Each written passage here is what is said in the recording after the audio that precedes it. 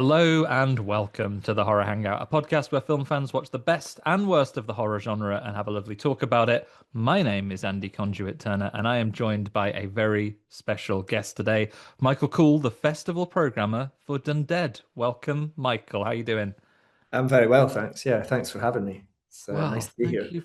Yeah, thank you for joining us. The eagle-eared, or whatever animal is the equivalent to as eagles are to eyes, will have heard that you didn't hear Ben this morning. He is otherwise engaged, out and about on the road. So, just myself and Michael with you today. You're welcome, or I'm sorry, depending on how that news hits you. Um, Michael, we've met a couple of times in the past in real life, and once on the podcast, a pre-Dundead time. For those who haven't heard of Dundead before, tell us all about it. Sure. So Dundead is a horror film festival and program strand based at Dundee Contemporary Arts in Dundee on the east coast of Scotland. Um, Dundead's been running since 2011.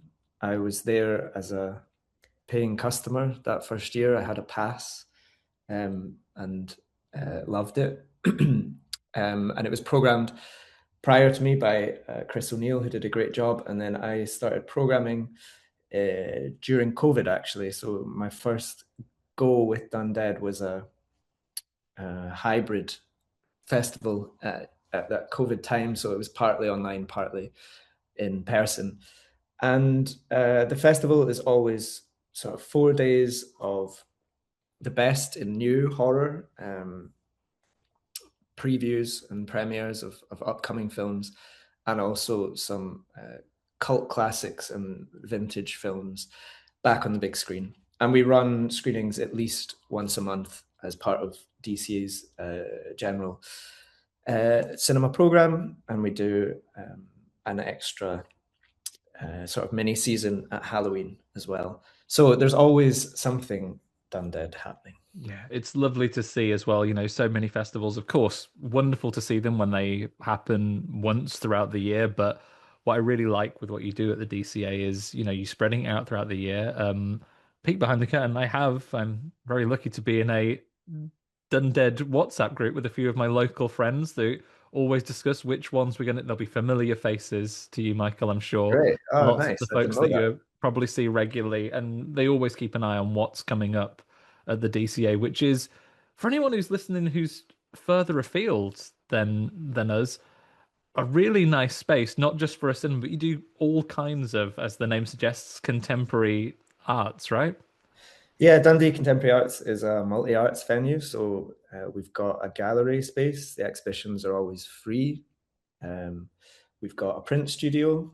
We've got a learning team that does loads of outreach and learning activity here at DCA. There's our two-screen cinema, and there's the cafe bar as well. I Yeah. don't think I've forgotten anyone. Oh, and we've got a shop as well. There Yeah, you go. shop. Everyone's Yeah. everyone's included. But Yeah. yeah, what I particularly like going to the DCA is because you have your bar and restaurant in there, you can kind of make a little bit more of a night of it. You can go for some real food rather than grabbing a quick burger and wandering in. You can grab yourself a little drink before you go in there. Obviously, you have cinema friendly cups as well, so you can go in and have your have your wine or your beer while you sit and enjoy a scary movie. Or, not just. I think the one thing to draw out as well, because obviously it is a contemporary arts place, you don't just do your general main releases. You will get screenings as well. So it's a nice way to go out to the cinema. Yeah, yeah. I mean, yeah. Not. I wouldn't say necessarily every sort of mainstream film, but yeah, we try and program a balance, and certainly art house and foreign language and documentary. Yeah, it's all about balance, I think. Yeah, yeah, and you do a lovely job of it, if I may say so. Oh, thanks very much. So we'll talk about the Dundead lineup for this year in a moment, but for now, let's have a little dive in and let the people listening at home or wherever they happen to be as they've downloaded this learn a little bit more about you, Michael. Now, as a festival programmer, more pressure than most, I Right. Okay. imagine, but um, a lovely bit of Mount Rush horror or Mount Rush gore, if you want another pun name. Either is acceptable. You're allowed to answer for yourself personally. You're allowed to answer on behalf of DCA if you like. If we demolish the theatre over the road and put up a big mountain, and we got the finest engineers in Dundee to come and chisel 4 horror icons. You can have characters, you can have actors, you can have directors. If you can Wow. describe them in words, you can have whatever you want. What 4 would you be choosing? Yeah, wow, that's putting me on the spot. Yeah. We go for an instinctive reaction. As Yeah, long as yeah, if you change your answer later, as yeah, long as you can do it before the stonemasons have finished, we'll have a yeah. word. I do, yeah. Yeah, I do have an answer. I, I don't think it needs to be said, but let's not demolish any theaters. No, of course. Well, I know, yeah. It would be only because it was being moved to a Yes, grander and more accessible venue, yeah. um, taking out something we So, don't like from the city. yeah. So I would say I'm going to answer in maybe a pragmatic way. I see there are three filmmakers currently working who are sort of, for me, um, I think the best currently working Mhm. and sort of pushing horror in new directions, I think. So I'm going to give you those three, and then I'll find the fourth who will A be wild card. an all-timer. So those three are Jordan Peele, uh, Julia DeCurno, and Jane Schoenbrunn. So Jordan Peele, director of Us and Get Out and Nope. Julia DeCurno, who directed Raw, which we're screening as part of the festival this year. Titan, and then more recently Alpha, which critics hated, but I loved it. And Jane Schoenbrunn, who has directed I Saw the TV Glow and We're All Going to the World's Fair. And We're All Going to the World's Fair was actually the opening film of the first fully in-person Dundead festival I programmed. And I think, yeah, those three for me are sort of pushing horror in really new sort of spaces. And I think there are, of course, directors who have picked up what they've established. So, there are so many great filmmakers who are taking what those three have done and sort of taking it even further, I think. Yeah, I think horror is in a really exciting place. I think Yeah. for me, this is sort of a really good time for horror. Maybe the best since the sort of 70s in terms of the the sort of variety we get in horror these days. I think it's just really exciting.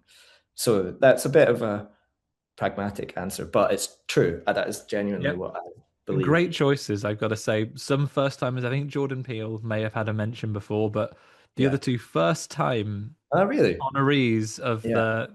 you could call that what it is, Mike. Big fans of the films, Yeah. but I think having the real choice of people taking it forward, I think maybe previous guests have gone for just the historic and those Of people that course. have got that legacy behind them already. But really, really great choices, and couldn't agree more. There are people that are taking horror in a really, really interesting direction, and we can already see the sort of ripples of their work going across the industry. Definitely. Yeah. Yeah. 100%. And then for my fourth, so yeah. Oh, that's tough. I'm gonna go for a vintage pick. There's four on Mount Rushmore, isn't That's there? right. Yep. Yeah. Uh, I'm gonna go with Mario Bava. That's who I'm gonna Okay. say. Yeah. Uh, yeah. There are other Italian horror films that are like better than his films, but I think he is perhaps the most consistent across his career. And I think, uh, yeah, completely changed horror entirely.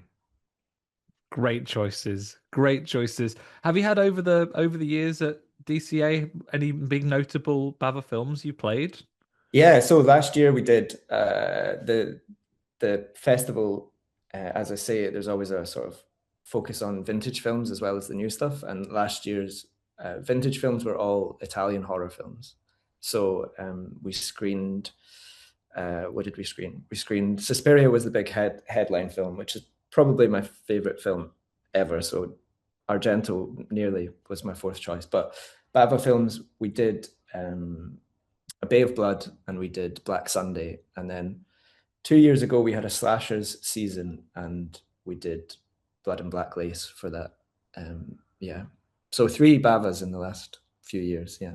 Oh, I might have to check the tapes, Michael, but you may have just secured what we need to get you on next. I don't think we've done plenty of giallo in our time, plenty of Italian directed horror movies. I'm not sure off the top of the dome if we've done a Bava film Wow. Okay. Yeah. before. So, Anytime. Yeah. well, you've got yourself signed up and we've recorded this. So Yeah. Yeah. we're in to get a fantastic Mount Rush horror or Mount Rushmore, whatever you prefer. Um, Brilliant. Thank you so much. Let's return then. We've talked about previous years. Let's talk about the theming and what we've got on for this year, Dundead. And of course, for anyone listening at home, let's remind them of the dates as well. There is still very much time to get tickets in, right?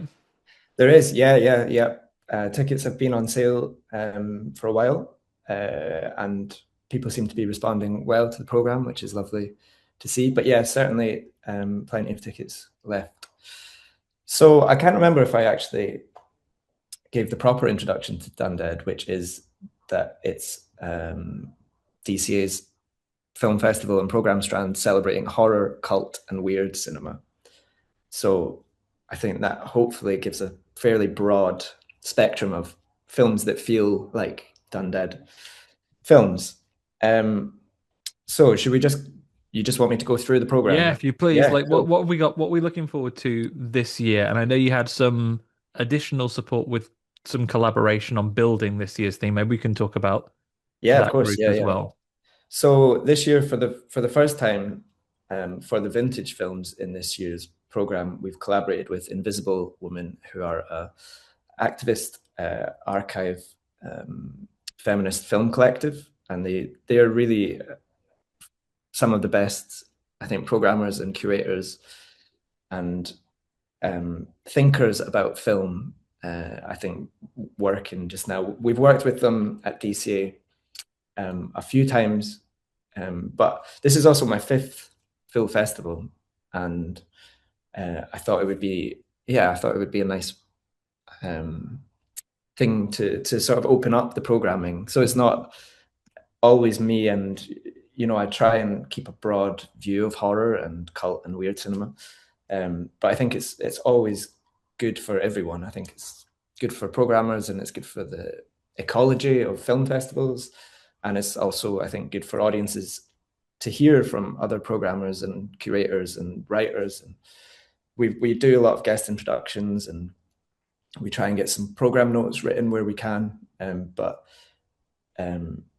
yeah, this is the first time we've worked in this way for the festival with someone else. So Invisible Women have programmed 6 films under a sort of subgenre that they chose. We kind of had a few meetings, and they told me their ideas, and I thought it sounded great. So they've come up with a season of films under the title She's a Man-Eater, and they're all films about sort of subversive takes on female appetite and eating and consumption of flesh, and yeah, all that sort of interesting, yeah, meaty. There you go. Yeah, A real meaty topic. You've got yeah, yeah, yeah, it. yeah. So I can go through. Yeah, There's 12 please films. tell us what films have they selected for you along this say Okay, well, feast of we'll do the vintage ones first then. So it's also maybe worth noting, I mean, your listeners will have access to the internet, so they can look up what is screening on which day. But Dundead is always, we don't have a full day of just vintage films or a full day of just premieres. We kind of try and mix it up and lead people through each day, and every year is different, and every day of every year is kind of different, and you end up with, yeah, sort of, it's a really interesting task to sort of try and lead the audience through yeah, once you've various even got all the moods, pieces, right? feelings, It's the and the yeah, order that you put them down in there for the journey that people are going to go through. totally, yeah, Yeah. yeah. So the 6 that Invisible Women have picked are Dumplings from 2004, which is from Hong Kong, and it's a film about an aging starlet and um, trying to sort of hold on to her youth. There are, as Invisible Women have sort of picked out, it is perhaps sort of forebearer to The Substance, which, of course, was a huge hit.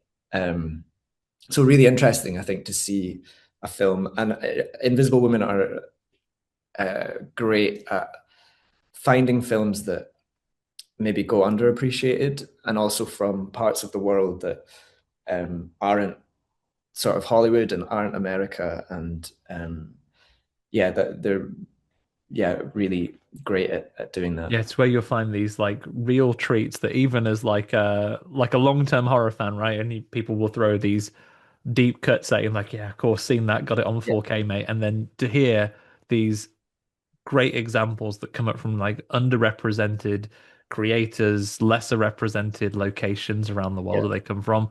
Really great to see this making it into full-time programming. So yeah, great. Dumplings. I yeah. had like And a more they're familiarity to it, but I haven't seen it before. all the films apart from one of the Invisible Women films are directed by women, as well, which is also part of their um, sort of programming ethos, is trying to sort of center women in film history, and look at that in a sort of modern way. So that's the first one. The next one is Blood Diner from 1987. I don't know if you've seen this one. I've not seen Blood Diner either, much to my shame. Like, if I was gonna say there is a decade that I've hit the most of, the 80s would normally be the one, but Yeah. no, Blood Diner is still on the infinite to watch list. So if there are any Dundead fans listening to this who came last year to see Demons, which we closed the festival with last year, Lamberto Bava, Mario Bava's son's Demons, which was a great screening, played really well. If you felt like Demons was too highbrow, I think Blood Diner is the film for It's you. just for you. It's really trashy, and that's on the Friday night. It's a late night screening at 10 o'clock. And again, just really interesting to see a film in that mode where sort of it is problematic, and it's not, um, in good taste at all. But to see a film in that mode directed by a woman, I think is really interesting. And from that era, 1987. Um, then the next pick from Invisible Women was a film that wasn't on my radar at all, which is great. I love that. Um, yeah, I love to hear that when somebody puts a film on my radar. That's a great thing. So the next one is Santo versus Frankenstein's Daughter, which is a wrestling sort of B movie from Mexico from 1972. And Invisible Women have done a bit of work with that sort of subgenre of these sort of pulpy, stylish, cool, sort of a mix between sort of superhero and these Mexican wrestling films. So that would be really fun. Yeah. Title And alone then, sounds really appealing, right? As yeah, soon it's as you great. were saying Yeah, that, I was yeah, like, yeah, perfect. yeah, yeah. Then there's Raw, which is Julia DeCurno's Raw, which I mentioned before. That's celebrating 10 years this year, Yeah. somehow. Yeah, Yeah, wow, it goes fast, doesn't it? We actually covered Raw on the show. Ooh, without checking the dates, couldn't tell you, about a year ago, maybe. right. And Yeah, it was a first watch for me back then. Incredible. Loved yeah. it. It's fantastic. I haven't seen it for a while, but yeah, as I say, I'm a massive DeCurno fan, and Raw blew me away when I saw it. I saw it here at DCA. I don't think I was working here at the time. Um, yeah, it's just a fantastic film. It's one of those films that is sort of about everything. Yeah. And And it really kind of gets under your skin. Like obviously it's an incredibly visceral yeah, film as well. But like it is one that really sticks with you. Like there are visuals in it that are uncomfortable, there are themes that are uncomfortable, but yet it's a very compelling watch as well. And you talk about representation in cinema. Like I feel like in horror in particular, French language films have been maybe flying under the radar for a lot of people, but there are some absolutely incredible titles coming out of French horror makers. I mean, we floated it with even talking today, like things like Barbecue or Some Like It Rare in English, which I we saw a couple of years ago, which I loved. Big fan of Infested 2 years ago now, and obviously the director of that has gone on to land an Evil Dead movie. Like incredible stuff coming out of the country, and Raw is no exception. Yeah, I think it's fantastic, and Garance Morillier's performance in that I think is just stunning. Yeah, it's a brilliant film. That's the Saturday night late night screening, and then we're staying with France. Their next pick is Trouble Every Day from Claire Denis. Really uncompromising French art house filmmaker. Some people sort of see this, it's from 2001, and some people see it as a sort of forebearer for the new French extremity movement, which happened sort of mid 2000s, which was films like Martyrs and High Tension. Another two great examples. Yeah, but I think this is sort of I can see why people make that connection, but I think it's also doing something different. I think, yeah, Claire Denis is a sort of pretty singular filmmaker. And then the last Invisible Woman pick is The Velvet Vampire from 1971. So again, a kind of B movie directed by Stephanie Rothman, but that cool sort of 70s LA, very stylish, a lot of red sort of fabrics, and it's, yeah, really interesting. Stephanie Rothman sort of worked under Roger Corman for a while, and she's one of the few women who were sort of directing horror films in that era and in that 70s LA mode. Wow. Like, I think really impressive stuff to see like this list of films. There are people who've seen more horror movies than me, but I do sit on a podcast that are, rapidly approaching 500 episodes, and for me to have seen one out of the six of these classic choices is testament to the quality they are going and finding and bringing along, that I will get to see for the first time along with everyone else, unless Blood Diner is too tempting for me to not seek out sooner. Yeah, and but of course, whether you even if you are the deepest cut searcher in the world, there are going to be premieres around as well. Certainly, like UK and Scottish premieres, right? That you've been able to source for the new screenings. So, go into as much detail or as little as you like. But what else have you got from the rest of the platform? Anything that's really got you super excited to see? To Sure. see soon? So there's six premieres, and I'll talk a little bit about each of them. Please. We've got two UK premieres and four Scottish premieres. The two UK premieres, not through a sort of pre-designed plan or anything like that, but they're both from Canada. And actually, Dundead has screened quite a lot of Canadian films in the last couple of festivals, and I think there's lots of really interesting stuff coming from Canada. We screened Red Rooms and we screened Humanist Vampire Seeking Consenting Suicidal Person. Is that what it's called? A couple of years ago, and that they were in the same year. And I think both of them went on to have a life on streaming. I know So Humanist Canada, Vampire I went think, huge in particular.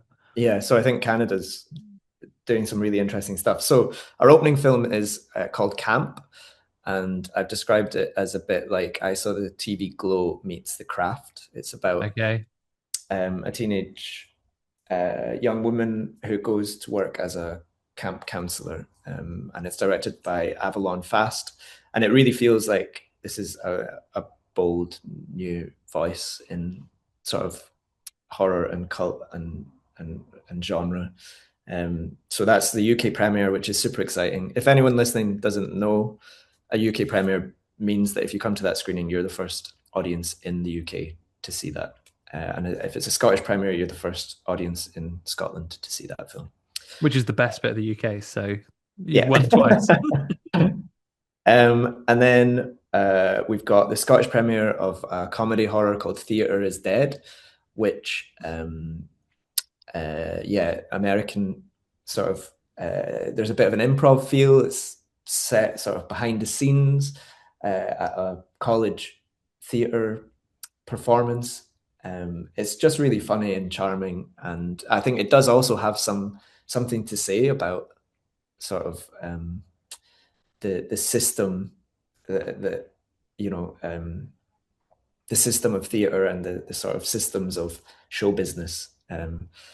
And yeah, directed by Catherine Dudas, and it's a lot of fun. So that's on Friday night. Then on Saturday we've got the Scottish premiere of Rokia. This is a film from Algeria, and it's a film that it's quite disturbing. The violence is strong. It's about an aging exorcist who is sort of dealing with his own Alzheimer's, but also this wave of demonic possessions that seem to be happening. And it also sort of cuts back to another narrative, and I think there are real life parallels to sort of violence that has happened in Algeria historically. It's a really thought provoking, disturbing film, and I think it's interesting to me to see a film from Algeria that sort of treats the demonic possession in a similar way to The Exorcist, where it's sort of you can read it as, yes, this is a film where demons are real, and you know how you fight them is sort of through faith. So that's interesting. And then we've got the UK premiere of another Canadian film called Buffet Infinity, which is bonkers. It's a film that is sort of made of fictional television adverts. So it feels like you're flicking through a sort of Okay. American sort of local network TV, and gradually a narrative starts to form from these adverts. But it's also a comedy. It's also really funny. It's a really interesting No, film. that sounds certainly like a bit of me. I might have to make sure if I can't make everything, I need to make sure that that is on my short list to try and Yeah, and yeah, break like I through. say, that's the UK premiere for that, which is yeah, super exciting. And then we've got Silencio, which is a Scottish premiere. This is a really packed sort of micro epic. It's about vampires, and it's about many things. It's about sort of it goes through various eras from sort of the Black Death to the AIDS crisis of the 80s. It's about a lot of things. It's really meaty. It's also bloody, and it's also funny and entertaining. And I think it looks incredible as well, the prosthetics and the costumes and everything. To sort of do what they've done in that space of time, that runtime, that short runtime is really impressive to me. And it's um, about loads of things, drugs and AIDS and sort of It sounds like there's so much going on in yeah. this agenda that we've put together. And you won't congratulate yourself, Michael. Allow me to. Like, I think whether it is an artifact to be in one of the early festivals in the year or just the depth that you go into to choose your premieres and so on, as we get throughout the year, and it's no shade on these things, people gravitate towards what gets popular, and there are films that make a huge splash on the circuit. But I can almost guarantee that when I look at the Dundead lineup, I'm going to see choices, whether it's a combination of the classic and the anniversaries and the new choices, or whether it's just the depth that you go into in finding these things. I will see things on the Dundead lineup which I can pretty much guarantee I'm not going to catch anywhere else in the space of the year, and it makes an incredibly exciting one. I am very lucky to live, a 20-minute drive from you and the DCA. But what I will say to anyone who is thinking of a trip, if you live a little bit further afield than we do from Dundee, it's close to the seaside than you might think. You'll have a lovely weekend of it. Get yourself a very affordable city to get an Airbnb in as well. Um, you'll have a good weekend. Yeah, I think so. And it's sunniest city in Scotland as well. Yeah, and the weather's turning now. We can Yeah, we You been outside today, Michael? I have. It's been lovely. Yeah, yeah, It's officially springtime. yeah, The nights are yeah, getting lighter. Like, give it another couple of weeks, you'll be light until almost 9 already yeah, by the time yeah. we come up to May. Brilliant. Like, what a great looking lineup. There's We one more. Can I will just do one last I'm one? discounting. Please carry Sorry, on. I just can't leave one out, you know. And then our last one is a Scottish premiere of a French film called Her Will Be Done, um, which is from a filmmaker called Julia Kowalski. It's about it's I think a really interesting companion to Raw. So I think people who come to see Raw, if you like that, you might also be interested in Her Will Be Done. There's bits of folk horror, there's bits of body horror, there's bits of yeah consumption and eating and that sort of thing. So that's it. That's the program this year. Wonderful. Well, my apologies for my miscount there, No, and I'm no, glad that's you're here to okay. keep me honest Yeah, and keep everything in the program. Yeah, absolute belting sounding lineup. So many films. I should criticize you really. My watch list is going to be irreparably damaged by all these things. It's like watching an episode of In Search of Darkness, all the terrible damage it does. But at least, unlike those documentary filmmakers, you're giving me the perfect forum where, should I have the time to, I could check all of these off immediately and watch them all. Keep me honest. Do the screens ever run concurrently, or is it possible to see everything? it's possible to see everything. We don't do concurrent screenings. Yeah, So yeah, we do a pass. You can buy a full pass, which gets you tickets for everything. And I try and program so that there's a break for dinner and things like that. It always depends on the runtime of the films and things. But yeah, if you want to buy a full pass, you can do a full pass or a half pass, and your half pass can be all the vintage ones, it could be all the new ones, it could be a mix of the two. It's up to you. And the full pass gets you everything. Plus, you get a few bonuses like t-shirts and things like that. great. Yeah, wonderful. We will make sure. I say we. Ben will make sure all of that goes into the show notes as well, so people Great. can look on where you're listening to this. Look at those little notes button. Like, make it worth him doing the effort. Everybody, go on there, click through, get yourself some passes, and go and see something different. Especially if you live down south up in London. There's loads of stuff going on down. You come and take a little trip up, Yeah, yeah. and if you're really hardcore, the sleeper train. If you don't mind sleeping in a seat, very affordable. Very affordable. You can make it well, you're one stop further along from me. I can, if I don't mind tanking the seats on a sleeper train, 50 quid. London, right up here. You won't get cheaper. Get There you yourself, go. even in this economy. Yeah, well worth a trip up there. Well, thank you, Michael. I will give you a little break from having to go All right. through your list of programming. I'm going to cover the tiniest bit of horror news. We recorded quite late last week, so the only real news event, no new trailers for anything horror adjacent have dropped since we were last together. But it was, of course, the calendar's turned, and we are officially in that halfway to Halloween space, which has generated a lot of celebration across Shudder and, of course, all of the major networks as well. I know Shudder have continued to drop a ton of exciting films on their platform. Two of which I'll touch on. One, Deathstalker, the long-awaited sort of to swords and sorcery what Psycho Gorman was to Power Rangers, right? Have you seen Deathstalker, Michael?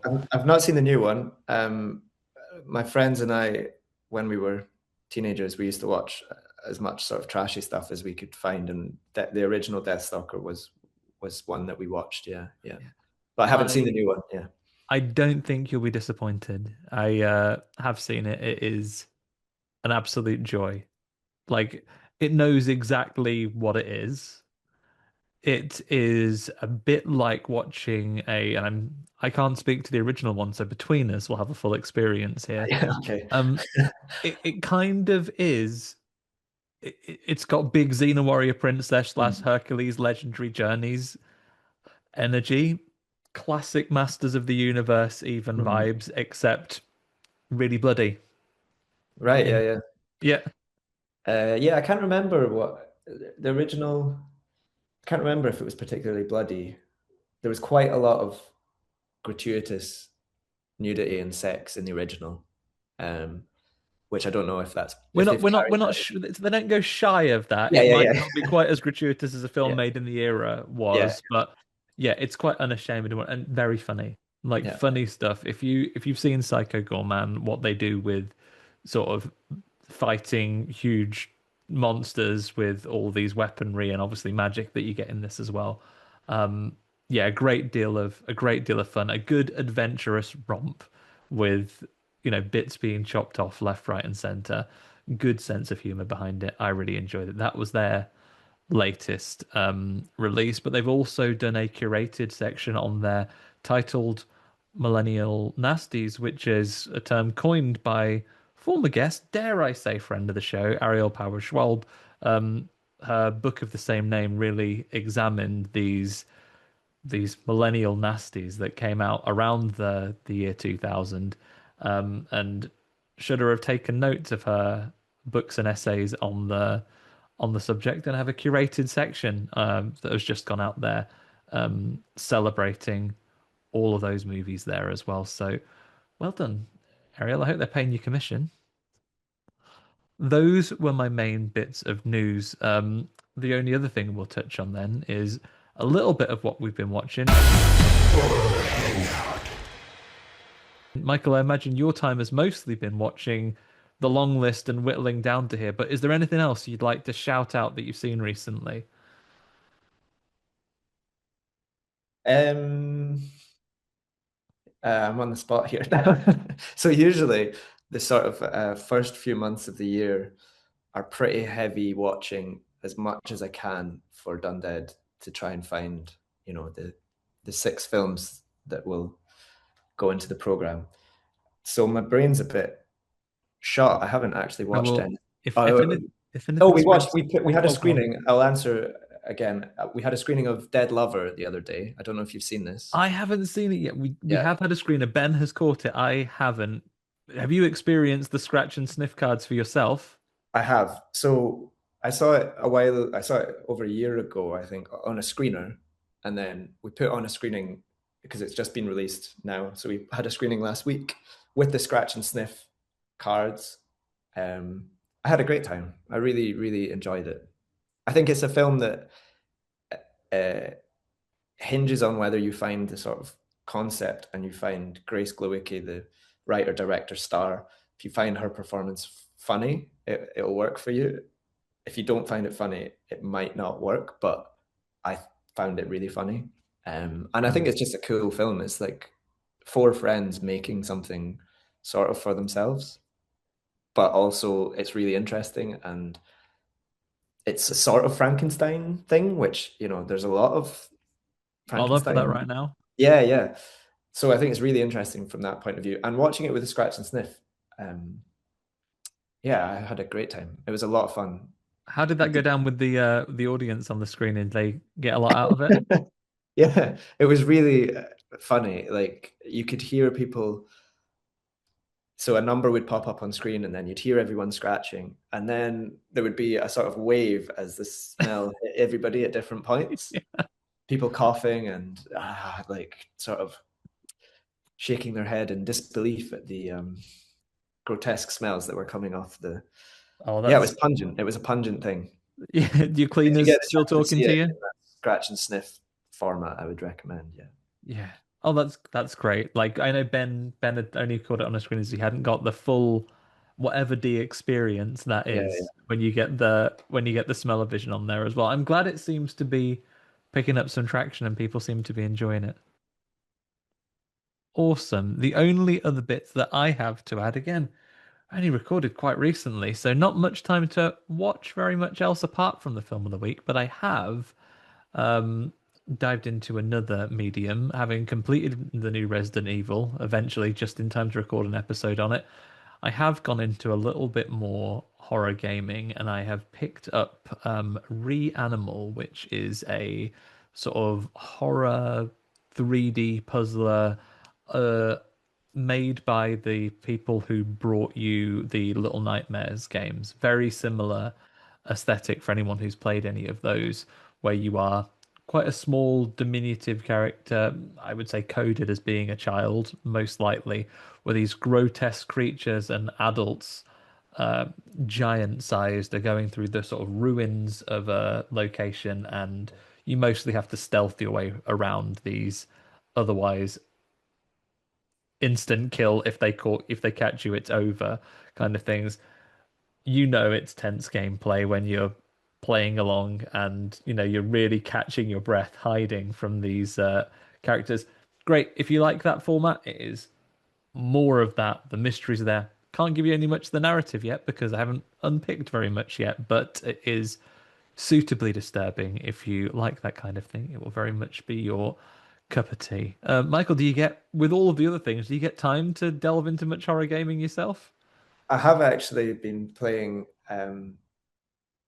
Resident Evil 4, the remake. Four. Okay. The remake Yeah. on the PlayStation 4. I don't have an up-to-date console or anything like that. But I had the original Resident Evil 4 back when I was 15 or younger maybe, and it terrified me. But there's something familiar about it. So I've been enjoying that in my Yeah, downtime. they are the top of their game, I think, with those with that series. Really, really continues to deliver year after year. And then we're in an era now where you can remake those classic ones. Mm.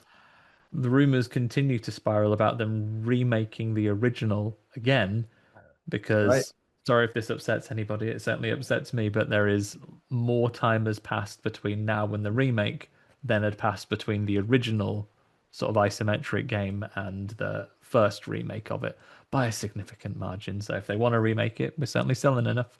So Right. keep watching that one. We did both have time, though, to watch the film of the week, which is, of course, Ravenous from 1999, which is a black comedy horror film directed by Antonia Bird. And it stars, amongst others, Guy Pearce, Robert Carlyle, Jeffrey Jones, and David Arquette. Set in the 1840s in the California's Sierra Nevada mountain range, the film follows a group of soldiers at a military outpost who encounter a sadistic cannibal.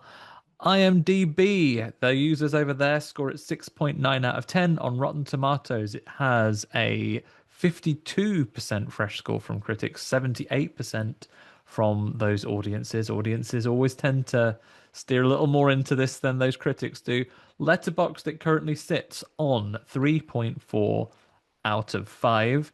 A couple of choice reviews for you.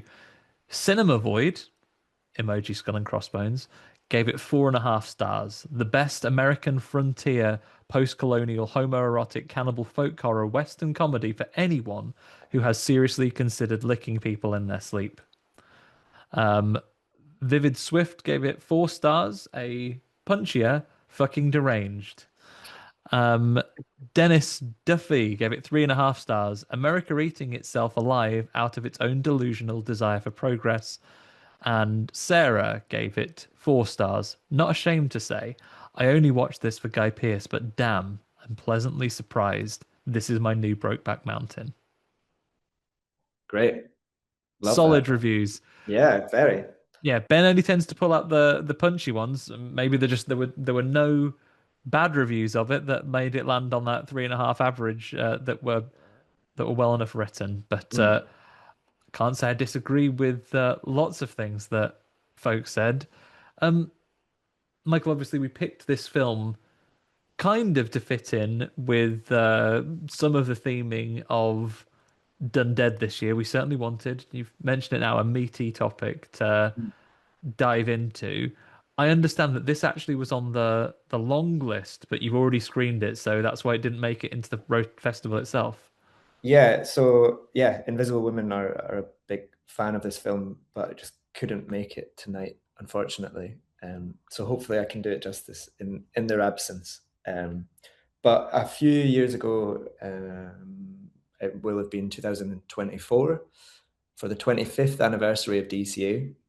DCA opened in 1999, so we did a season of films from 1999, and I was sort of given, what film from 1999 would you want to screen as a Dundead pick, and my pick was Ravenous. So yeah, we screened that. Yeah, it will have been 2024. Wow. So Um, that's when it first is that when it first came to your attention as a program director, or were you a fan beforehand? no, I was a fan beforehand. I don't know how much earlier. I think it was on the watch list, but I don't know. It will have been some time post COVID, I would say. Got through quite a bit of my watch list during COVID and a Yeah, little that's bit pretty after it, as yeah, we like did. responsible for a lot of things, but actually helping us catch up on media was one of its positives. Yeah. Um, so I can't give you an exact time of where it But you came. weren't seated at the cinema back in 1999. I, It certainly passed beyond my knowledge back then. I watched it for our discussion today. right. So First time. yeah, first watch for me. What did you think? I mean, spoilers for when we do the numbers later, but I really enjoyed this.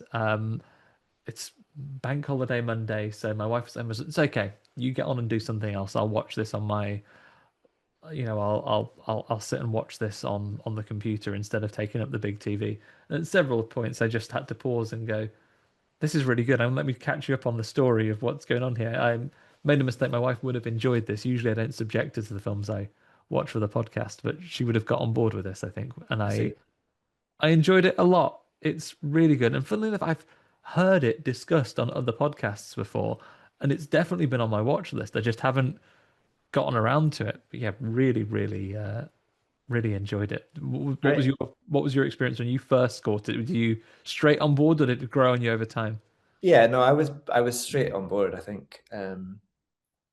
I think I was probably predisposed um to be into it. Like I like that time period. Like I think the sort of, without getting, yeah, too pretentious, the sort of birth of America, in that, like the birth of modern America, I think it's an interesting time period.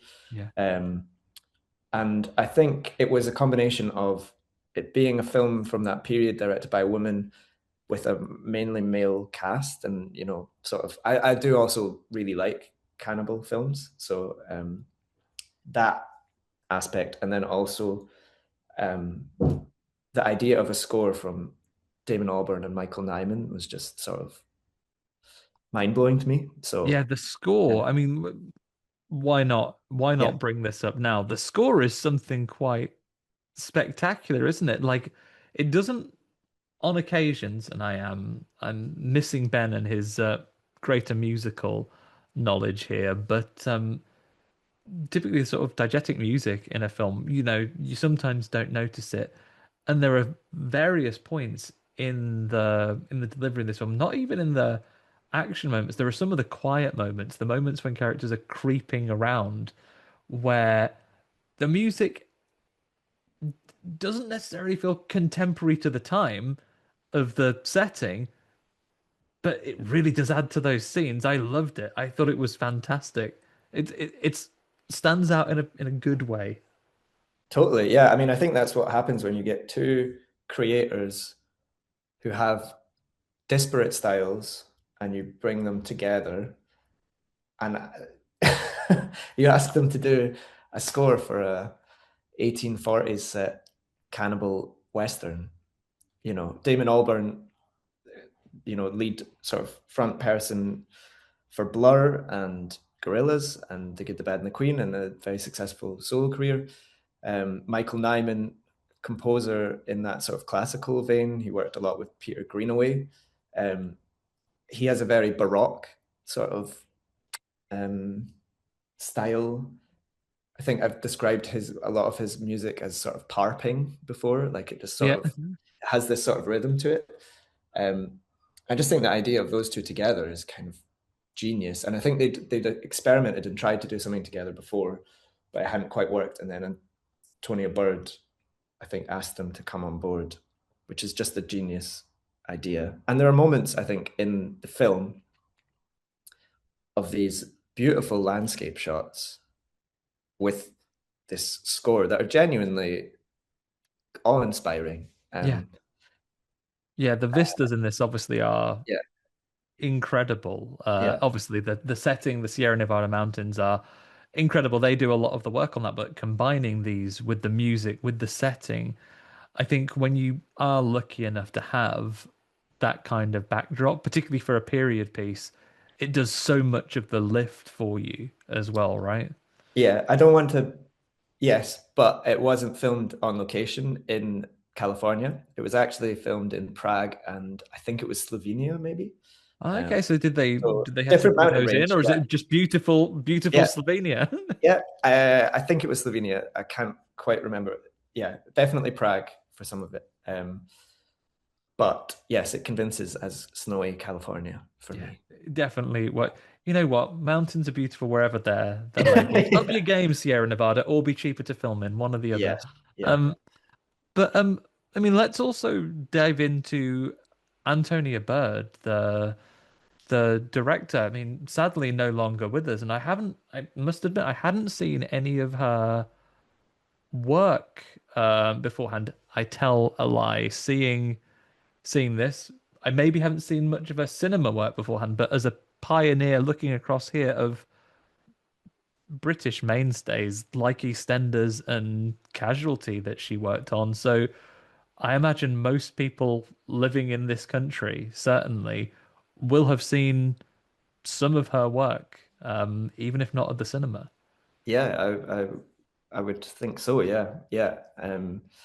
I I also am maybe not an expert on Antonia Bird specifically, but I think yeah, it's worth mentioning that for this film, she was brought in late into the process. The original director was fired, I think, 3 months in, um, or 3 weeks in, maybe, and so they were sort of stuck on location, and they were scratching their heads about what they were going to do. And Robert Carlyle had worked with Antonia Bird, and I think was preparing to work with her again, and sort of phoned her, and he says he begged her sort of to come on board, and so she came on board, flew over, and had a week of prep apparently, which is um, an extraordinarily short amount of time for a film.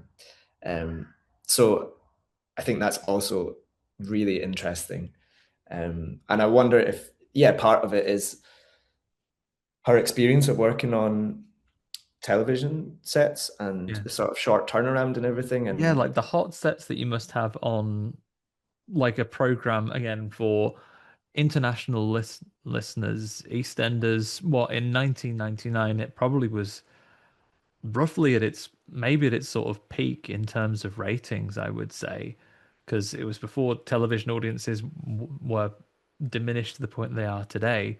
So EastEnders in 1999 would have probably been going out 3 times a week and an yeah, omnibus. So yeah, you're quite turning around possibly, yeah, these, you're yeah. turning around a huge volume of things, and obviously, I also mentioned Casualty as well, which was kind of a recurring drama that did run seasonally, but long seasons. So Casualty was on for roughly half of the year at any given year, Yeah, and yeah, is probably.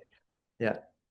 like hour long episodes of Mm. hospital drama. So maybe that's where she got a lot of comfort with some of the blood and gore effects that we get because Casualty growing up was genuinely quite often quite a traumatizing show because it used Mm. to be on at like 9 o'clock, like prime time Saturday night. Saturday night, yeah.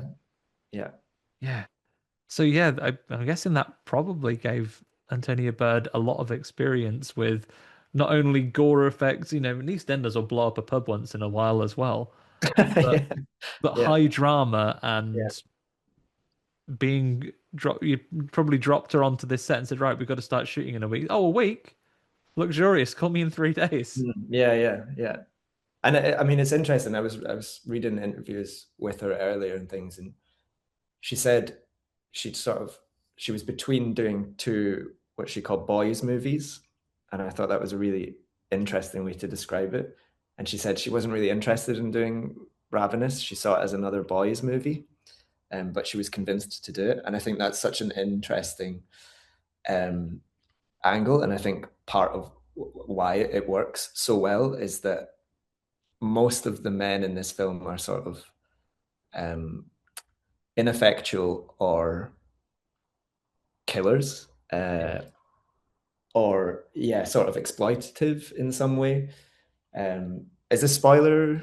Oh yeah, spoilers. I Spoiler? mean, spoilers for Yeah, a 1999 movie, but yeah, if we've inspired you enough, everybody, that you definitely want to see this, and it will diminish it for us to spoil it for you. We're about to enter spoiler country, great. so yeah, if you don't want to be spoiled, pause, give it a watch, come back. But right, you've been fair warned. Go, Michael. Great.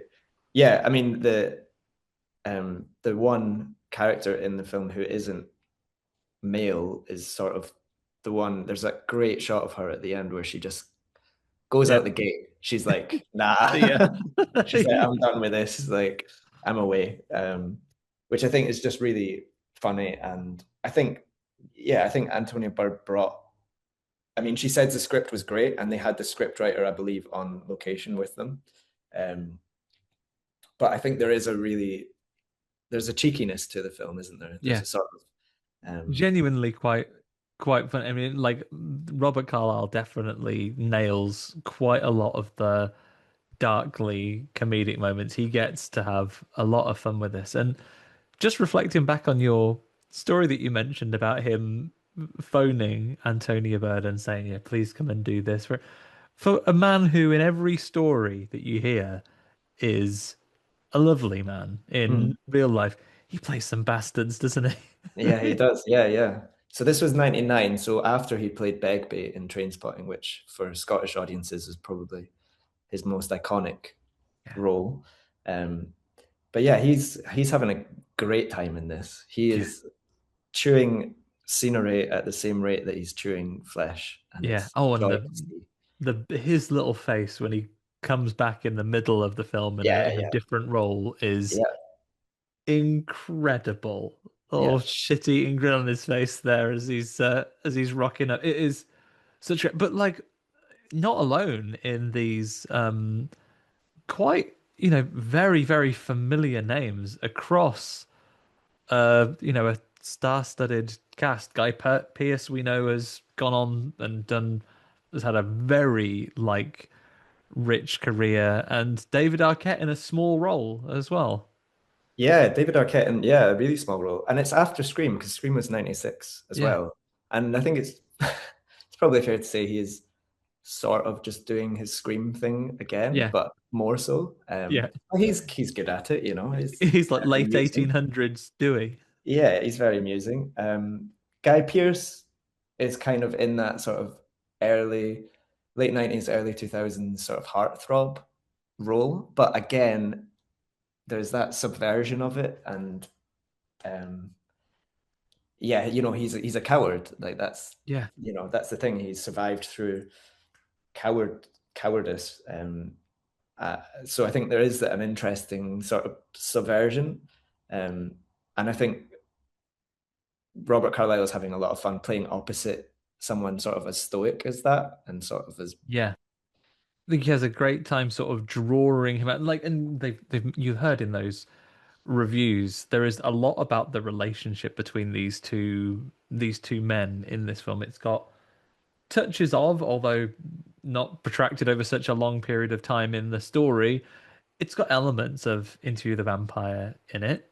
Like yeah, yeah, there's like this definitely. mentor mentee kind of relationship that at least Robert Carlyle's character is looking to establish. The other parallel, which I don't think is going to be exclusive to my take on this film from a first viewing, is there are some great parallels, and I feel it makes a lovely double bill with a film like The Thing, not just for the oppressive environment and the things as well, and not just because there's a fella called Macready nominally in this film as well, but Is there? I had missed that. yeah, it's the one of the people in Ives's original party is called Right. Mr. Macready, Oh, you're who right. You're who right. gets Yeah, who gets killed off yeah, just off just offhand in a story. yeah. But really, really interesting. Whereas the thing is very much about paranoia and the inability to trust and the fear of the other and the outsider coming in and, taking what you have and corrupting it. This plays very nicely as a parallel to that, as the horrors and the evil which is already within people, which left unchecked by polite society or driven by necessity or for other reasons they explore in the film, can corrupt from the inside without this outside force. I think a wonderful pairing. Anyone wants to screen a double bill of these two, I would absolutely turn up for it. Yeah, you're right. I'd never made that connection, and there is that um, yeah, the kind of duplicity of the thing and the someone coming back as something else, Yeah. still presenting as human, you know, um, but having, yeah, like you say, that sort of dormant uh, hunger and Yeah, and desire to consume. yeah, and we get we've seen the Wendigo come and go in popularity in films. Might be on the rise again now, like in a post Until Dawn era, and films like Antlers that we've seen. And then is the creature from the Ritual nominally a Wendigo? It's not lore based, but it's visually um echoic, I guess, of what it looks like. We'll come into some more of the creatures and everything. Let us kick off with the plot, and that will Okay. probably give us a few areas to dive in on. So during the Mexican American War, John Boyd, so Boyd is played by Guy Pearce.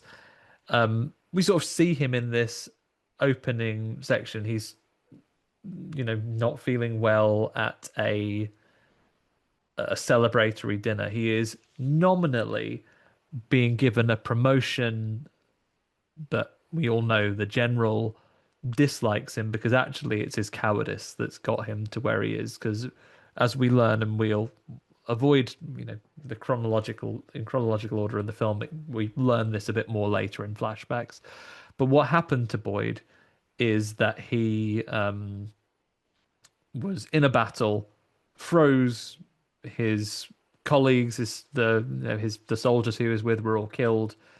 He played dead and was captured, was loaded into a cart of bodies to be buried after the battle, but nominal cannibalism, right? He didn't literally eat the bodies, but the blood is said to have trickled into his mouth. And if you are in the late 1800s in the American-Mexican War, that is like you being Popeye the Sailor Man, and that is a load of spinach to you. That will give you the quick energy you need to break out and basically capture the enemy commander and save the day. So Yeah.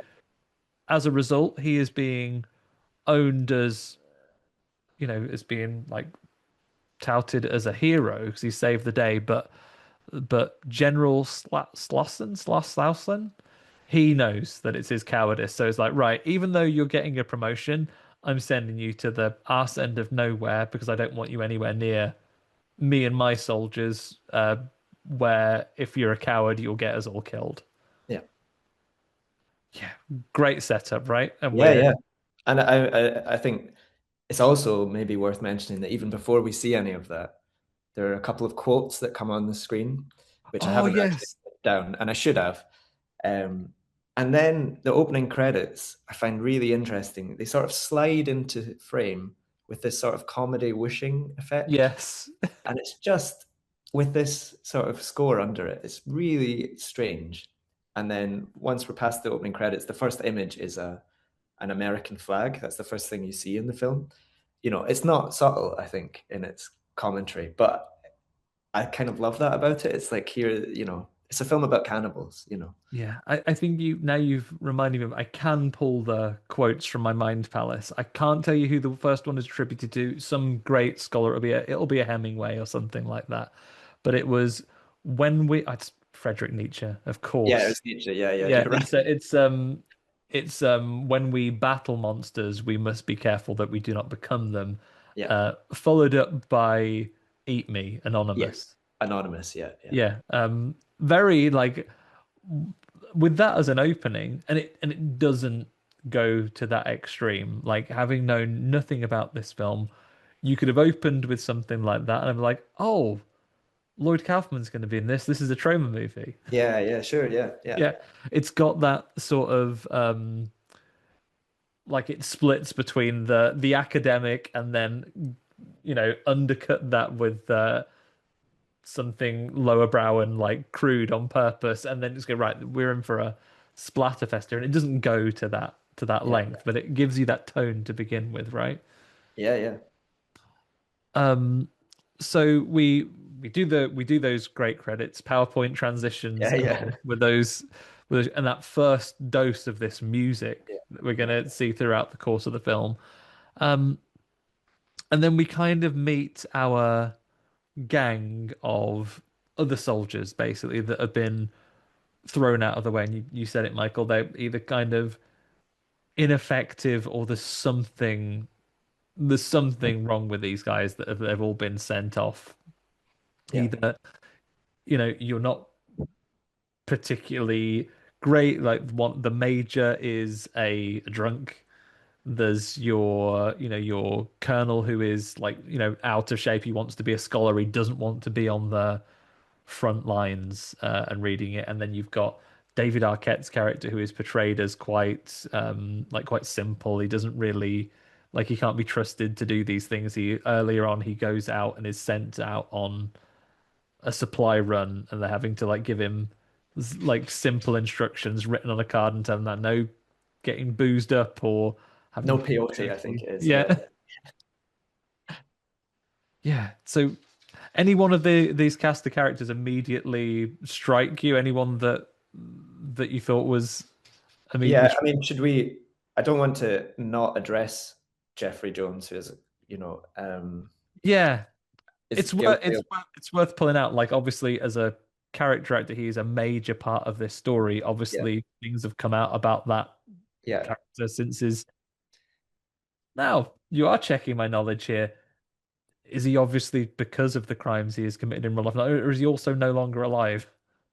Yeah. I don't actually know. He might not be alive anymore. But no, I think, well, he was alive fairly recently because he was in something. But um, yeah, I don't Yeah, think we need to dwell on him, but it's maybe, I'm not gonna do that too yeah, much. Obviously, yeah, yeah, he is a major character in yeah, this film, and yeah, it is striking as an audience when you look back at this now, think, oh, yeah, it does yeah, kind of make you pause when you see him in something nowadays. yeah. But there's so much other great stuff going on in it as well. One of my favorite characters is Reich.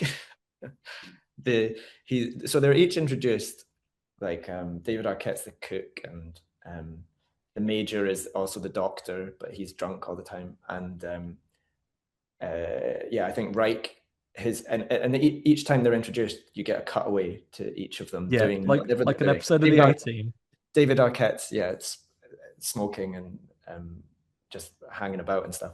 But Reich gets this um, introduction of being he's our soldier, basically. Like they're all military, but he's our soldier.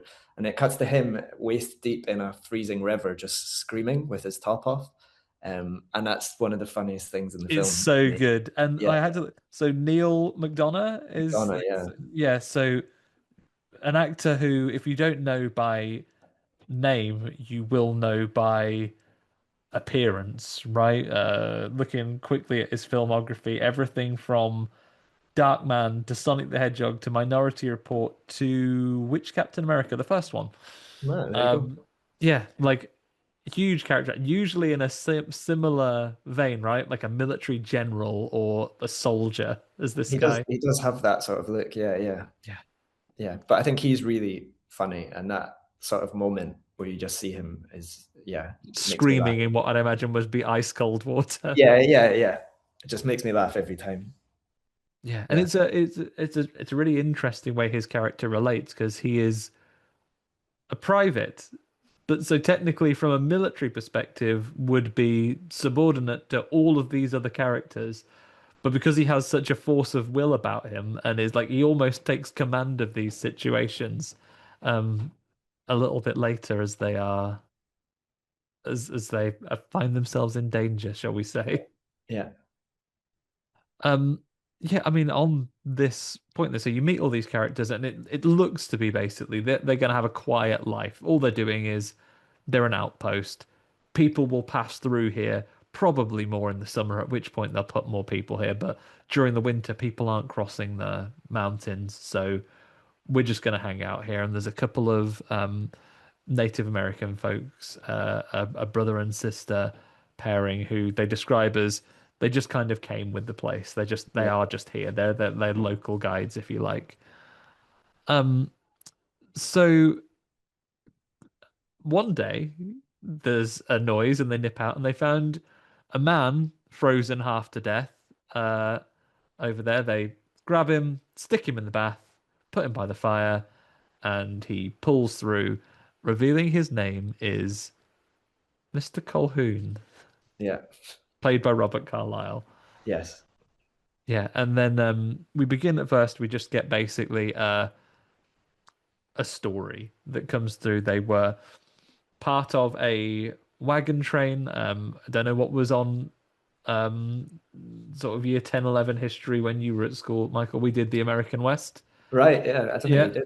And we did Manifest Destiny and like, the for video gamers, the Oregon Trail, people Yeah. going Yeah. across there and the hardships that those folks faced quite often. And if you're aware of, if you ever heard the history of the Donner Party, this classic thing, right? So people trying to cross the mountains, it's incredibly difficult. The weather comes in, there are storms, you can get trapped, you don't have any supplies.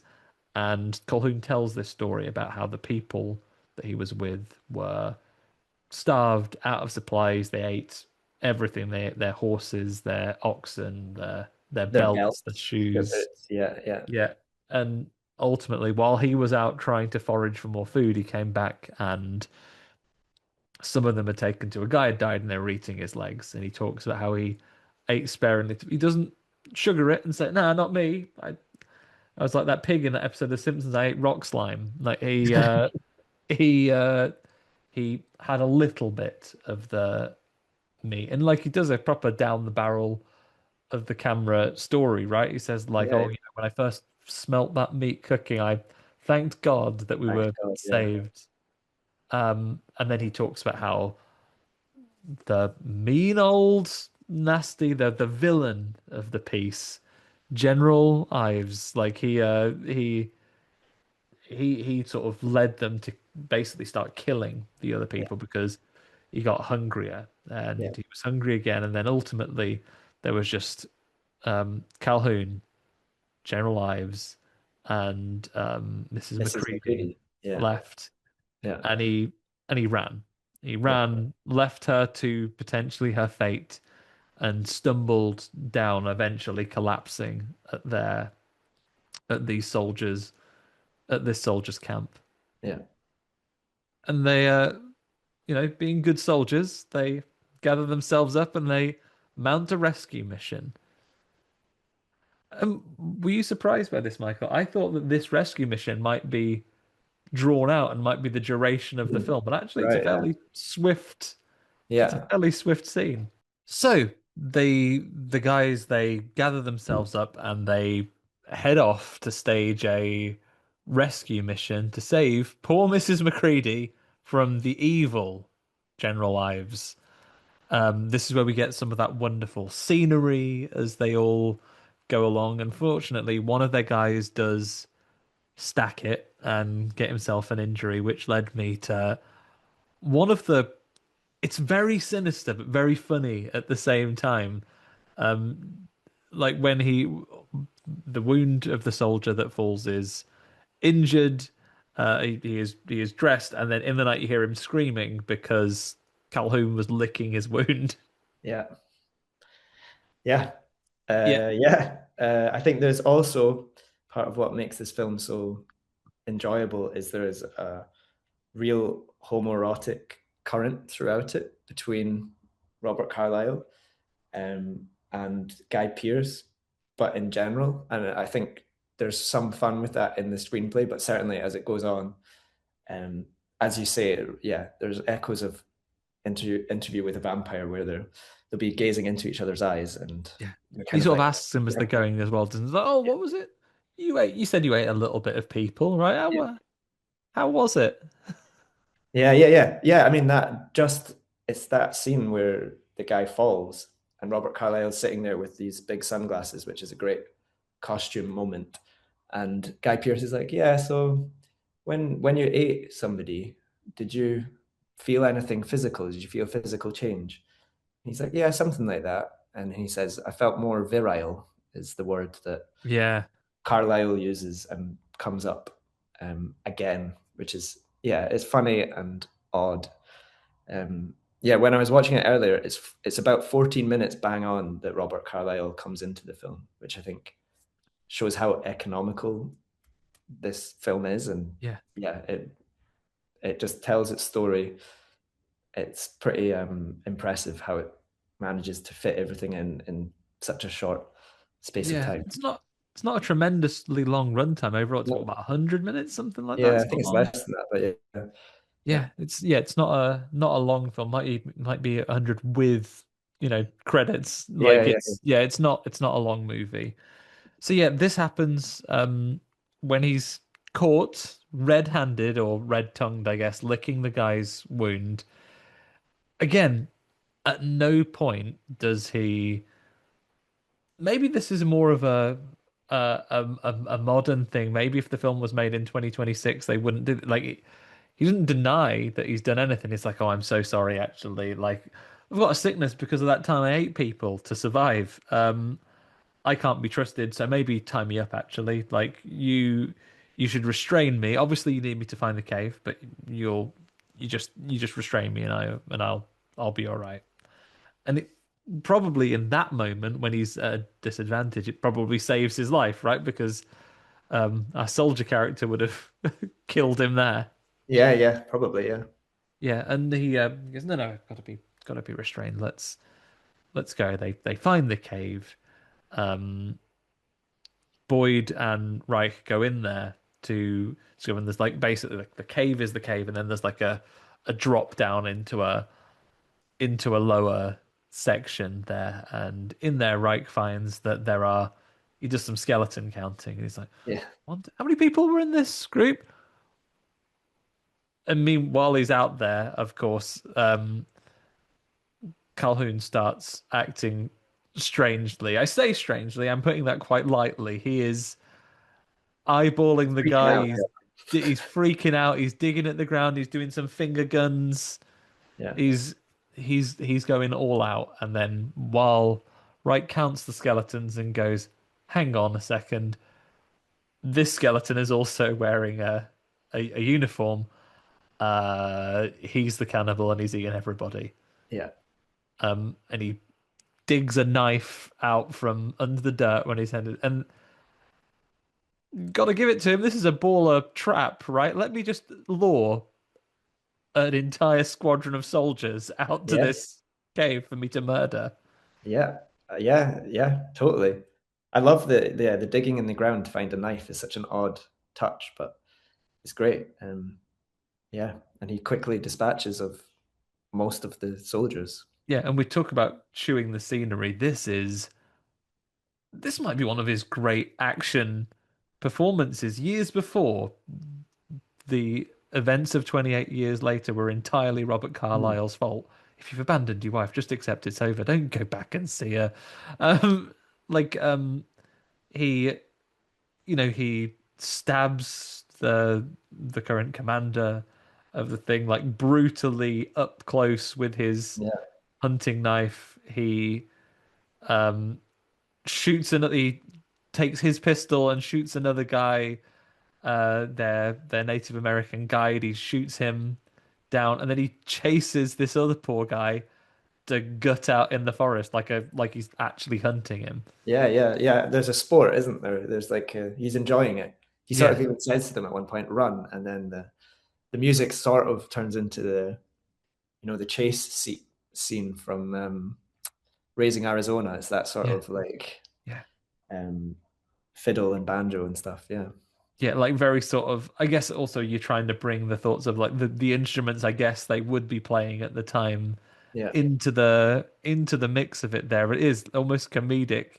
That's as he's very chasing yeah. him through. It's really deliberately funny, I think. Yeah, yeah, really, really getting the most out of this. And then the others come out and they realize they've got to try and fight. And this is really a great part for Boyd. So Guy Pearce's character, his cowardice kind of comes to the forefront again because again, this subordinate soldier, Reich, is basically leading the charge and he's checking he's got his gun loaded and he's saying, no, you're and um Boyd tries to, oh, I'm gonna go back. Right. And he sort of pushes him forward. Um Unfortunately, Reich does eat shit immediately and is knifed so hard that he falls off a cliff. Yeah, yeah, And then, like in a confrontation, to be fair to Boyd, he does shoot Robert Carlyle in the shoulder and takes him down. yeah, Um, but the Undertaker style, he sits back up and basically scares him into jumping off a cliff. yeah, yeah, yeah, yeah. Which is a really great sequence where yeah, it looks. I don't know how they did it, but it looks very real. And yeah, Antonia Bird supposedly had to fight quite hard to direct that and not have it done by second unit. And I think if you've seen the what's the film called with Leonardo DiCaprio and the bear? Oh, Revenant. Revenant. Yeah, there's a similar sequence in that where he's falling through trees and things. But it's yeah, it's a great sequence where Boyd is just falling and falling and falling and falling, and then bangs into the dead body of um, Of Reich, Reich. and he also Yeah, falls down and then with they him. roll. Then they roll more down the hill until they sort of fall in a pit. Yeah, fall into a pit.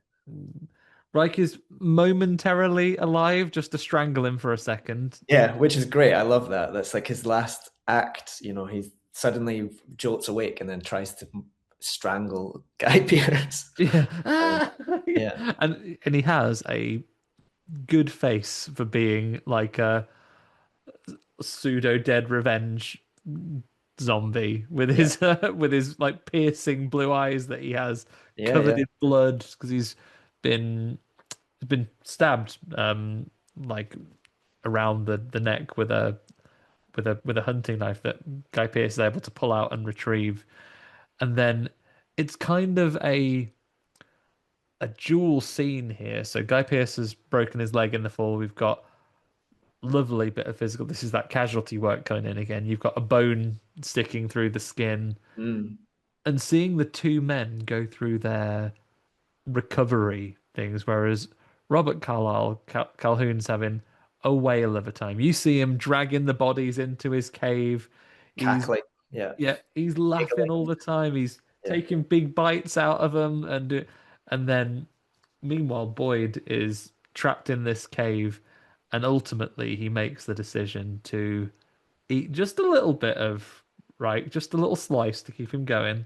Well, we don't know, do we? We don't see at that point how much of him he eats. It Oh sort of yeah, we just see him cut a bit off, right? yeah, yeah. And then I think it cuts and you see him rising out of the pit. I mean, he might have been yeah, Yeah, might have been well, he's been down there for a little while, but yeah, you yeah. don't see how much he eats, and then you see him sort of because he's made a splint for his leg, I guess, and he hobbles back to Yeah, well, the eating the cannibal meat and accessing that cannibal power has restorative powers in this film. yeah. It gives you It'll healing properties. it'll set a bone. Yeah, yeah, yeah, yeah, totally. It'll set a bone. You can then limp back to then you can limp back to camp there, and he finds the others. Um, he does the sensible thing. The general comes immediately. Yeah. This Um, so I love this scene particularly. Again, I was thinking about economy.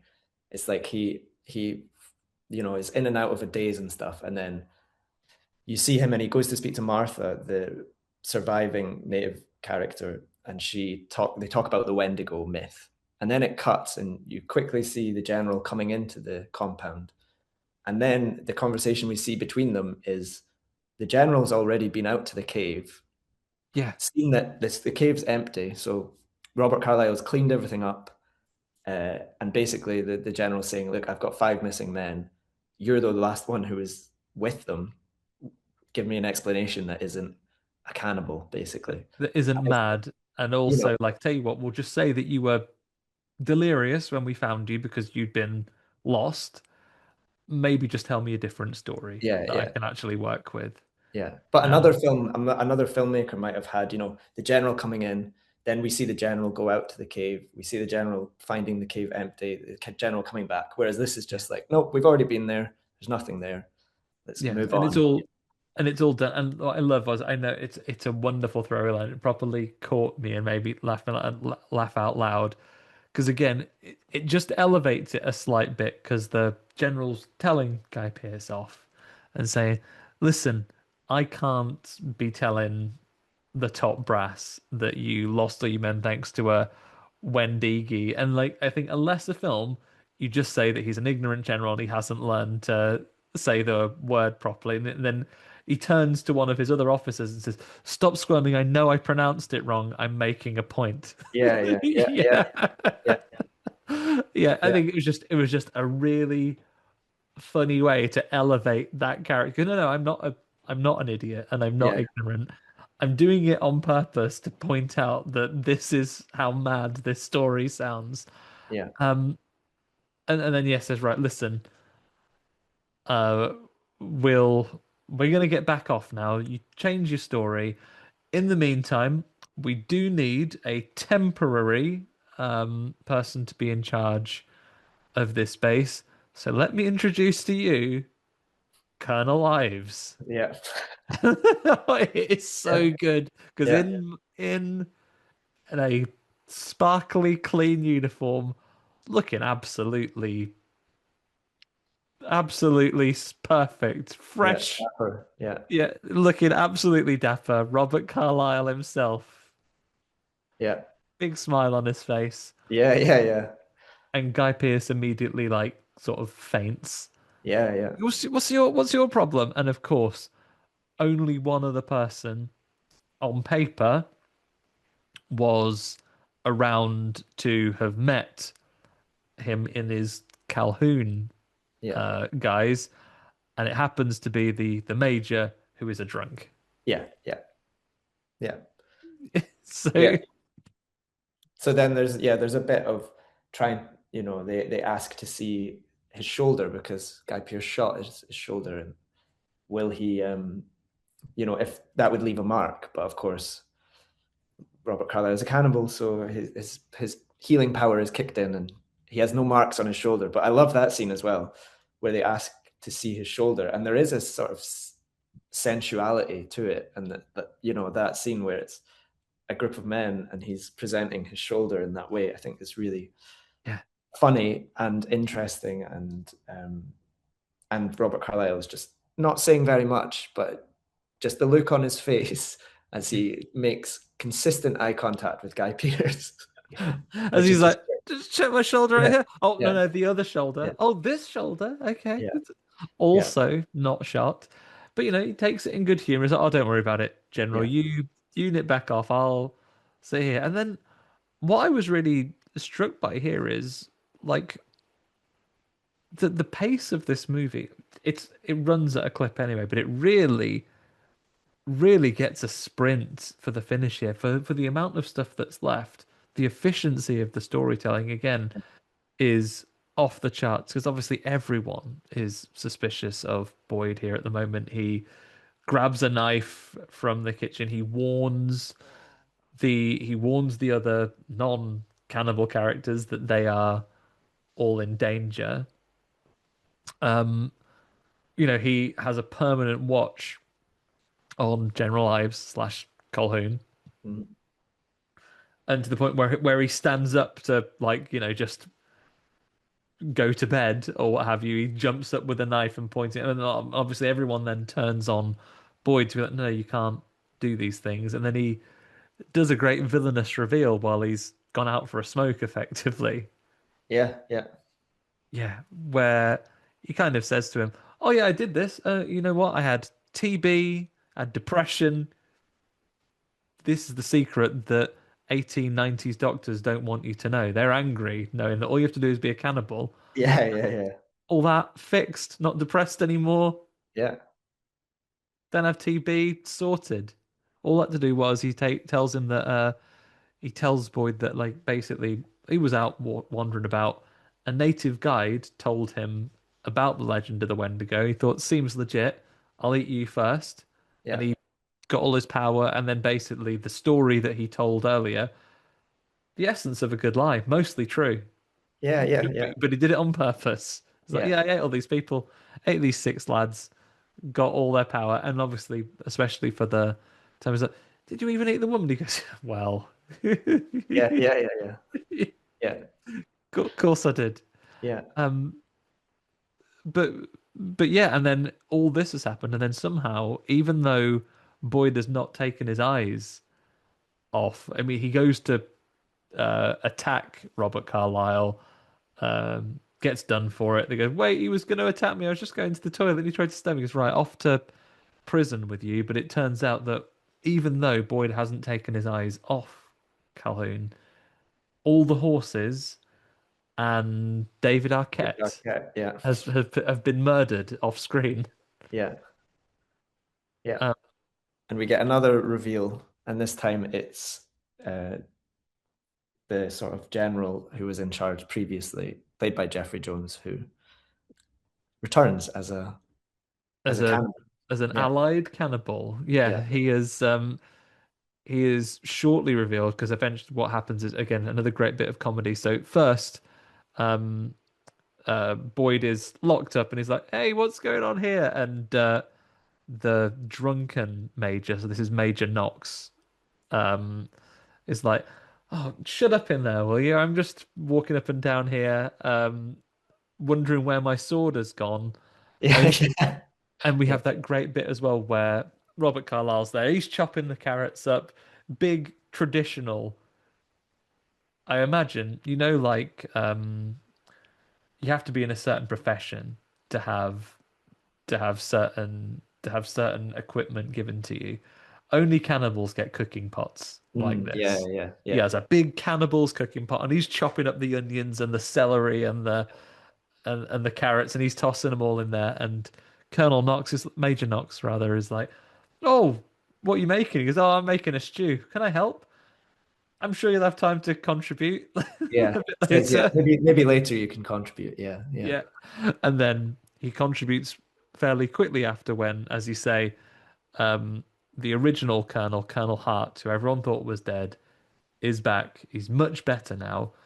And he reveals to Boyd that, yeah, I was dying, but Robert Carlyle offered me the chance to be a cannibal and live because of the restorative properties of eating a fella.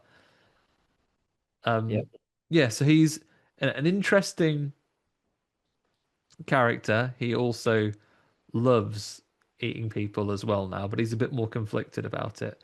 yeah, And they kind of both talk to Boyd and say, well, listen, and this is a really good bit from Colonel Hart, in fact, who kind of says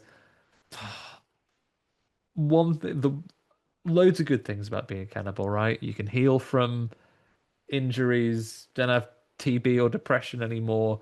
I didn't die from those terrible stab wounds. Downside, though, it is hard to make friends. yeah, yeah. He says it's lonely. It's lonely being a cannibal, or being a cannibal is lonely. Yeah, Yeah, 'cause it's hard to make friends. yeah, So we basically want you to be in our cannibal gang as well. We'll get a couple lads, maybe we'll get the general as well, yeah, and then we'll just be able to cut about being cannibals together. And I think it's Robert Carlyle that sort of explains at this point. So we won't get everybody, obviously. we'll be selective. Yeah, yeah, Yeah. yeah, And then he goes, oh, but then we can't split families up. So we're gonna yeah, have to. So he's getting ready that they're gonna be basically a bunch of cannibals and they're gonna get a bit of a gang together. And again, another great parallel to the Thing, effectively, right? Or yeah, effectively yeah, become a majority in these situations. But um, Colonel Hart. Oh, sorry. Before that happens, Robert Carlyle stabs Guy Boyd, Pearce. Guy Yeah, Pearce, and says, "Ha! Now you either have to be a cannibal and you'll get better from this, otherwise you'll die. Yeah, yeah, And exactly. he Give him kind of the relents because he's eaten humans 1.5 times already. yeah, yeah, yeah, Depends if the blood counts. yeah, Um, and in an earlier confrontation, Robert Carlyle, he cuts his hand and he points out that the smell of delicious, delicious blood give you the quick energy you need for another adventure. And given the choice of either dying from his injuries or having a lovely bit of Major Knox stew, he gobbles it all down. yeah, And has Robert Carlyle won? But again, I think it's a really interesting bit here as well. We've all seen a vampire movie or something like that, or a werewolf movie. Any pick a monster where you can turn into one. Where when someone turns, if you like, that's them then, and it's like, oh, I'm a baddie now, and yeah, I'm gonna get the good people.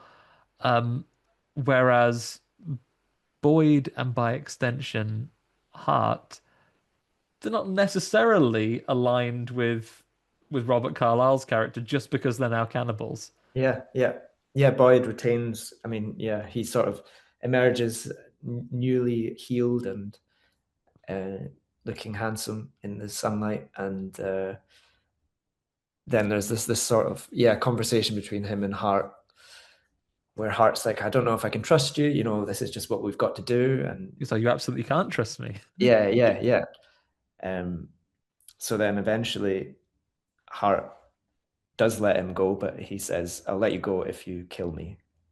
Yeah, So Guy Pearce kills Hart, and then we're set up for the finale. the big Robert finale. Oh yeah, Carlyle, we should say that everyone's got yeah, the other Native American guide. She has been sent or has volunteered to go and get the general yeah, yeah, at this point. So she's gone and she's going to be bringing the general back, who they want to yeah, convert to their side as well. And she also gave us a little bit of important advice that will come back later in the film, where it's like, you can't kill a Wendigo. They just take and take and take. To yeah, beat one, you have to give your yeah, life yeah, to defeat it. And he's like, okay, I'll remember that cryptic information in case it comes back later. yeah, Um, yeah, having killed Major Hart, he just stabs him with the knife. Major Hart doesn't want to be a cannibal, but was also, I guess, a bit mugged off that all his books got taken away because he was like a scholar, right? And yeah, I guess he misses that meaning, having like been forced into this sort of savagery to survive. And maybe a little chat, he decides maybe that's not for me. Um, Unfortunately, Robert Carlyle does see this happen and the killing of Hart. So it's like, oh, can't surprise you now. We're going to have a final confrontation, and he has gone um, full. If there ever any doubt, you're not in any doubt now because he's got like a cross on his head covered in It's great. blood. It's Yeah, great. I was thinking about that earlier. Yeah, he for some reason, I mean, it's never really addressed or anything, but there is discussions of faith throughout the film. One of the characters is a priest. But yeah, for some reason, Robert Carlyle in this sort of red burgundy suit with his hair slicked back and this sort of musketeer mustache and goatee, and then he's got a red cross in blood on his head. It's great. It should be more iconic, I think. That's a great image. It's a great character. It's yeah, a lot and a of fun. great and a great fight scene as well. I'm not just Yeah, pulling Keith David films like the thing out of yeah, my yeah. hat here, but again, akin to the sort of real rough and tumble fight scenes that you get from like They Live, They live. Yeah, with yeah, with yeah. them really, like, it isn't, you know film of the same year. This isn't like a finessed fight that you get from The Matrix, right? This Mhm. is a bloody, up close. But they're Yeah, both stabbed at various points. Guy Pearce collapses a building yeah, yeah, yeah. on There's Robert Carlyle. there's cleavers and pitchforks, and Yeah, at one point, Guy Pearce is just beating him up with a massive log. yeah, And just yeah, bonks him on the head with a big yeah, log. He does some big headbutts on him. yeah. And then they sort of tumble into the barn, and they're fighting in there. And we'd seen earlier, Guy Pearce was looking at bear trap, and he has the bear trap in position, and at the same time, the general and the his sort of officer and the native character are coming back, and it's cutting between those two, and eventually he stabs Robert Carlyle's head on the bear trap, and it closes on both of them, Is it and they're a both dying. sneaky? Yeah, yeah, yeah. I think his as that happens, Robert Carlyle says that was very sneaky, Yeah. and then you're left with the ultimate question, and Robert Carlyle says, "If I die first, are you going to eat me?" He's like, "If you die first, I'm definitely going to eat you, and I'll get out of this. If I die first, are you going to eat me?" Um, and then we see the other characters come in. The general finds the soup pot, of course. He I has a don't. little Yeah, he has a little sip taste. of the human stew. So, the cycle continues. Um, it's the native character who's Martha. She finds Calhoun and uh, Guy Pearce lying in a quite a loving embrace in their final moment. They're sort of together, and she nopes Just and leaves. close. They're just Yeah, like Homer Simpson backing into that hedge. yeah, yeah, Like she just steps away from it. And I think I didn't know for a second. I was like, you're not going to tell me which one of them dies first. Um, yeah, yeah. I thought that as well. they Yeah, thought they could have made the parallels with the thing complete if they yeah, just left them both there yeah. and not told us. But they do They tell us do. for the Yeah, purpose of the film. Robert Carlyle does die first, and then Guy Pearce manages to look over, see the lady come in, and go, "No, it's okay. I'll just be dying. yeah, Thanks." yeah, Um, and then she removes any doubt by going, "Well, I'm not going to go and check on you and leave you to it."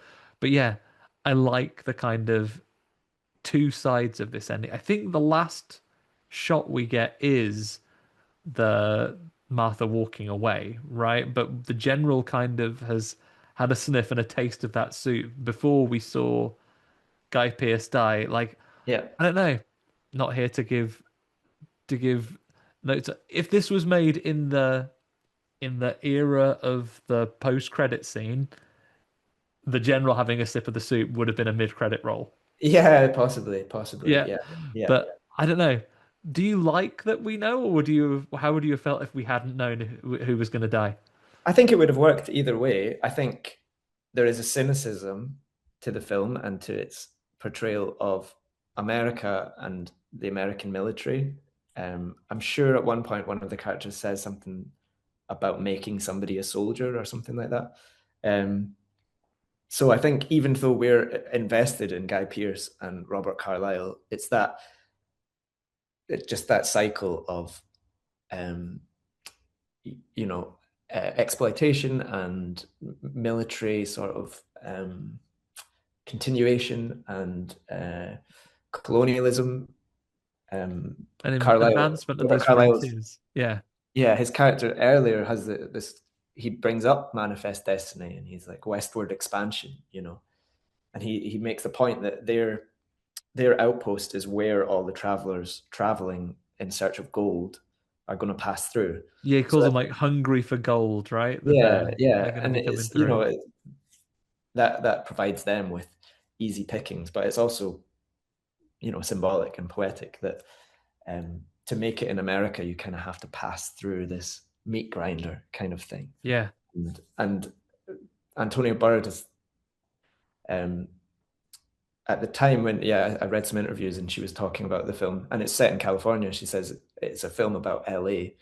She said she's never been anywhere more cannibalistic than LA. So I think you can read it as the birth of America, but also show business and the things people do to maybe there is a um, parallel with the substance. It's like how these characters retain their virility is by is eating. by consuming other people Yeah, and yeah, yeah, and yeah, killing and um, it's got a lot of interesting things to say. Whether you want to read it as the myth and the folklore of the creature, or really well and interestingly portrayed as well. Like it's not.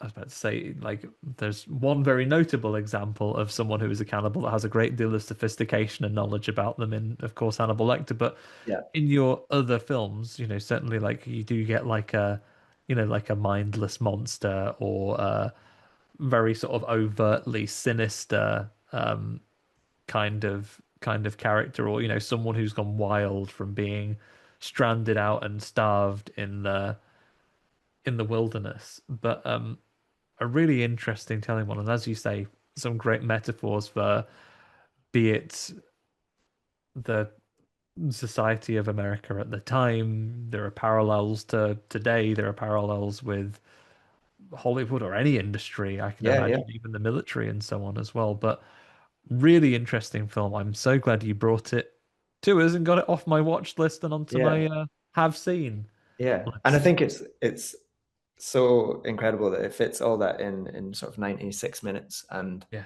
it's still really entertaining. yeah, Really really, entertaining. really great. I will be coming back to this one again Yeah, and great. recommending it for the future. Michael, all that is left for us to do is to rate the movie. Now, over here, we go for classic school ratings because everyone's doing stars and numbers these days. I'm going to ask you for a rating of Ravenous, A to F. Pluses and minuses are allowed if you Okay, wish. okay. Yeah, So I don't really do ratings on Letterboxd. I give films a love heart. And if I give it a love heart, then that's a 5 star for me. So um, this is an A. I'll give an it an A. A, Straight down. Yeah, straight A. yeah, Good yeah, stuff. yeah. Yeah, I I'm. don't know what more, you know, it could do. Yeah, I'm glad it exists. I enjoy watching it every time. It makes me laugh. Yeah. yeah. There's I've new things to see every time. Yeah. I've been really impressed by this. And a first watch, I think having like I came into this episode, I usually got a feeling of how I'm gonna rank this, and it was coming in on like a B plus already. But Mm. having discussed it with you today and a couple of the themes that come in, I'm gonna go a little higher. I'm gonna go to an A minus here for Nice. us over here. I really enjoyed this. I'm gonna be watching it again. Gonna be recommending it to people who haven't seen it. A lot of interesting things to say, and I want my Ravenous and the Thing double bill like Yeah, yeah, lined yeah. up. I'm gonna get this happening. I'm Yeah. gonna get and watch these back to back. Look out for horror publications soon. I'm gonna write an essay on this. It's gonna Yeah, be yeah. I mean, it's there's gonna come plenty through. to dig into. Yeah. Awesome. Well, thank you so much for joining me today, Michael. Social media is not what it used to be, but if people want to catch up on Dundead for this year, other screenings throughout the year, whether you're coming from far or near, what are the best methods to catch up with that? So, are we still there? Yeah. Yep, Sorry, you still here. broke up a bit. DCA website is yeah, a great place to check, and you can search for Dundead and things. We do have one more film coming before the festival, which is Akira. We're doing 2 screenings of that. Tickets are still available for those at the end of April. And at DCA Dundee is DCA's Instagram, where all the Dundead activity gets posted on that. And there's also a Dundead Facebook group where we post, yeah, on that as well. Awesome. And if you want to take the manual workout of checking anything, I say this as someone who gets it myself. DC have a newsletter that you can sign up for. It's how we found out about the lineup as soon as it was ready to drop, and that came through. So, in a world where you have to be choiceful about what you sign up for. I can personally vouch for it being one that I remain subscribed to. You should as well. And yeah, you know what? Everyone, challenge yourself. Get out of your comfort zone. Even if you're not local to us around here, get yourself up in Yeah. See, early see, May. some, Second weekend in May, right, Michael? It's it's the 7th to the 10th.